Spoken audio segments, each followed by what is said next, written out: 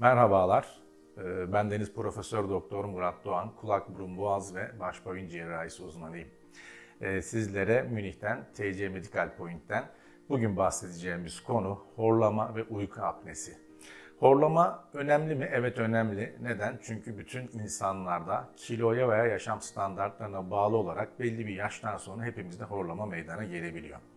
Bunun birçok sebebi olmakla birlikte bizim için önemli olan ise horlama sırasında nefesin kesilmesi yani uyku apne sendromu. Neden önemli uyku apne sendromu? Uyku sırasındaki derin uykuya geçememize müsaade etmeyen bu apneler aslında bizim günlük hayatımızda ciddi anlamda etkilemeye başlıyor.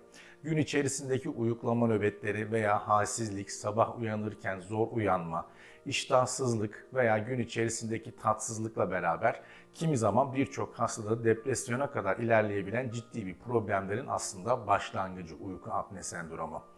Tedavisi aslında çok da zor değil. Kişiye özel bir takım tedaviler olmakla birlikte aslında hastayı değerlendirip hastanın asıl probleminin nerede olduğunu bulmak bu işin başlangıç aşaması. Burundan başlayan havanın geçişi, geniz dediğimiz alan, yumuşak damak, küçük dil, bademcikler ve dil köküyle seyreden havanın geçiş yolundaki problemin kaynaklandığı yeri bulduktan sonra aslında oraya yönelik bir ilaç tedavisi veya bir cerrahi tedavi, kimi zaman da hastaya önerdiğimiz küçük uyku aparatlarıyla birlikte uyku apne sendromundan büyük ölçüde kurtulabiliyoruz. Bunun için de yine yakın zamanda bir hastamızda burada sigortasıyla birlikte beraber planladığımız bir uyku apnesi tedavimiz var. Sizleri de bu uyku ile ilgili sıkıntılarınızdan başa çıkmanız için muayenemize bekliyoruz.